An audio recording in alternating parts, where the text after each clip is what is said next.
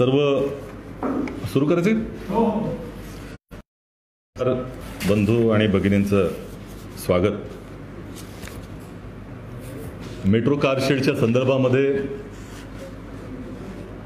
ज्या पद्धतीनं भारतीय जनता पक्षानं गेले 5 वर्ष फडणवीस सरकारच्या माध्यमातून जनतेची फसवणूक केली, मुंबईकरांची फसवणूक केली, याबद्दल पत्रकार परिषदांची ही मालिका आहे. आणि काल त्या मालिकेत भाग झाला, आज दुसरा भाग आहे. आणि एकंदर किती मोठ्या प्रमाणामध्ये फडणवीस सरकारनं आणि भारतीय जनता पक्षानं मुंबईकरांचा विश्वासघात केलेला आहे हे काल आपण पत्रकार परिषदेमध्ये पाहिलं. कांजूरमार्गची जागा ही सुरुवातीपासूनच राज्य सरकारच्या ताब्यात असताना या बाबतीमध्ये खोटं बोललं गेलं. त्याबाबत कुठल्याही तऱ्हेचं लिटिगेशन नसताना ते दाखवण्याचा प्रयत्न केला गेला आणि जाणीवपूर्वक ही जागा मेट्रो 3च्या डेपो नाही हे पाहिलं गेलं. ज्यावरती भारतीय जनता पक्षाच्या तत्कालीन सरकारचा डोळा होता, ती जागाच या संदर्भामध्ये उपयोगात येईल करता कटाक्षाने पाहिलं गेलेलं आहे. पूर्ण का याबाबत आज या पत्रकार परिषदेच्या माध्यमातून आपल्या माध्यमातून जनतेशी संवाद साधतोय आणि जनतेला प्रबोधन करण्याचा प्रयत्न करतोय. वस्तुस्थिती काय आहे, खरी परिस्थिती काय आहे हे सांगण्याचा प्रयत्न करतो. आणि हे सगळं त्या ठिकाणी आपण काल जसं म्हटलं की हे जे खोटेपणा भारतीय जनता पक्षाचा झालेला आहे तो उघडकीस आणू कालही आणला होता. त्याला काही उत्तर देण्याचा प्रयत्न आशिष शेलारजींनी केलेला आहे भाजपातर्फे. तोही किती खोटा आहे हे आज आजच्या पत्रकार परिषदेमध्ये पहिली माझी जी काही भूमिका मांडल्यानंतर मी करणार आहे. सगळ्यात महत्त्वाचं म्हणजे हा काल मी सांगितलं की कांजूरमार्ग येथे कार डेपो अस्तित्वात यावं, मेट्रो 3चं मेट्रो 6चं एकत्रितपणे.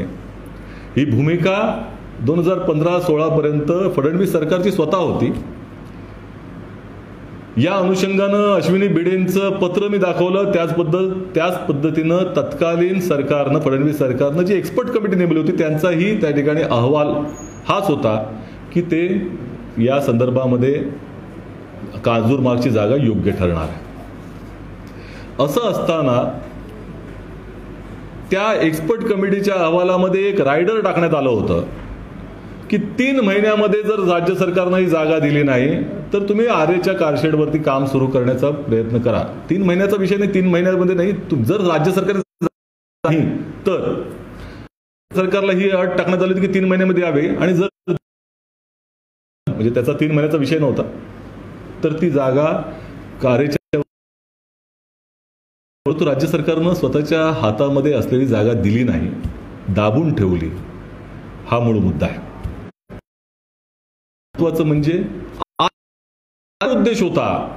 याच्या संदर्भामध्ये 2 महत्त्वपूर्ण अशा तऱ्हेच्या माहिती आपल्या सगळ्यांसमोर मी ठेवणार आहे आणि तुम्हाला स्पष्टता येईल त्यामध्ये की काय या संदर्भामध्ये भूमिका राज्य सरकारची राहिली, फडणवीस सरकारची राहिली.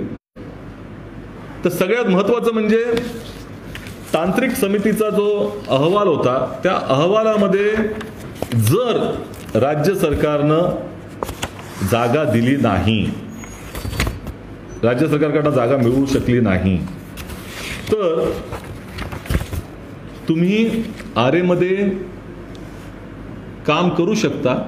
परंतु 30 हेक्टर जागा जी आहे त्याच्याऐवजी 20.82 हेक्टर जागेमध्येच तुम्हाला काम करावं लागेल.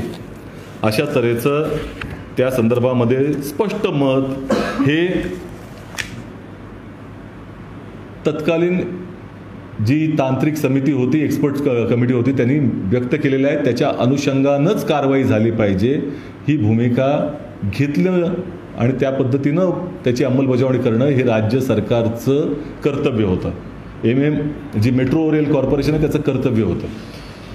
परंतु गंभीर बाब अशी आहे की 20.82 हेक्टर जमीन जी खऱ्या अर्थानं याच्यामध्ये उपयोगात आलेली असली पाहिजे 2019ला राज्य सरकारतर्फे सर्वोच्च न्यायालयामध्ये ॲफिडेव्हिट दाखल केलं गेलं आणि त्या ॲफिडेव्हिटमध्ये या आरेच्या प्रकल्पाचा मॅप दिलेला आहे. हा मॅप आहे आपल्याकडे. या संदर्भामध्ये मी मुद्दामून हा दाखवतो आपल्याला. हा मॅप आहे आणि मला असं वाटतं की मोठा मॅप दाखवण्याची गरज आहे. हे सर्वोच्च न्यायालयामध्ये राज्य सरकारनं ॲफिडेव्हिट जे दाखल केलं तो मॅप आहे आणि या मॅपमध्ये ही आरे कार डेपोच्या जागेच्या संदर्भामध्ये जे बांधकाम होणार आहे त्याचा जो प्लान आहे तो आहे 61.6 हेक्टरचा. तुम्हाला परवानगी दिली आहे 20.82 हेक्टरची आणि तुम्ही हा जो मॅप सर्वोच्च न्यायालयामध्ये दाखवताय 61.6 हेक्टरचा. ही जागा वाढली कशी? का वाढली? याचं उत्तर फडणवीस सरकारनं दिलं पाहिजे. फडणवीसांनी दिलं पाहिजे. देवेंद्र फडणवीस साहेबांनी, जे त्यावेळेचे मुख्यमंत्री होते. आणि एकंदरच भारतीय जनता पक्षाने देण्याची आवश्यकता आहे की लोकांना दाखवण्यासाठी 20.82 हेक्टर आणि करण्यासाठी 61.6 हेक्टर अशी परिस्थिती होती का? या मॅपचं उत्तर त्यांनी द्यावं. मग ही जागा कशासाठी आवश्यक होती या संदर्भामध्ये जेव्हा आम्ही पाहिलं तर हा कशा पद्धतीनं स्टेज शो केला गेला होता, कशा पद्धतीनं स्क्रिप्ट अगोदरच लिहिली होती आणि त्याची अंमलबजावणी कशी केली होती. कारण फडणवीस सरकारला मेट्रोच्या कार डेपो बरोबर या जागेचा उपयोग व्यावसायिक कारणासाठी करायचा होता. व्यावसायिक दृष्टिकोनातूनच या जागेकडे ते पाहत होते. याचं कारण असं की मी आपल्याला 2 डॉक्युमेंट त्या संदर्भामध्ये देणार आहे. एक आहे राज्य सरकारचं नोटिफिकेशन.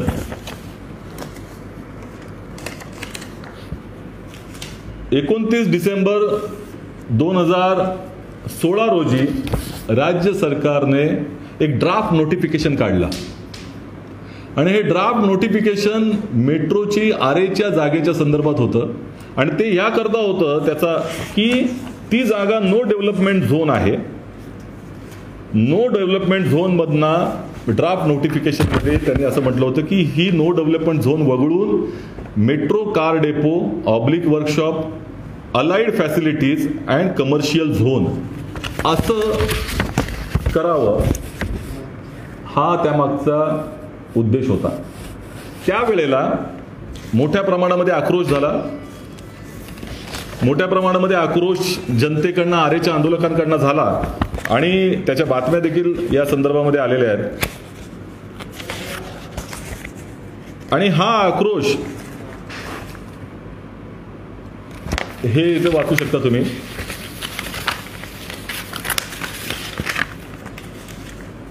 ही टाइम्स ऑफ इंडियाची बातमी आहे. For funds metro Mumbai metro eyes real estate bonanza in Aarey. आणि त्यावरती मोठ्या प्रमाणामध्ये आक्रोशांनी जाहीर उत्तर दिलं त्याला आणि त्या उत्तरामध्ये ते उत्तर देखील आपल्याकडे आहे आणि त्यांनी असं म्हटलं की इथं दुसरी बातमी आहे टाइम्स ऑफ इंडियाची. आरे लँड मेट्रो मम on commercial use and FSI. ही दुसरी बातमी आहे आणि यामध्ये नंतर जाहीरपणे आश्वासन दिलं होतं की हे कमर्शियल यूज केलं जाणार नाही.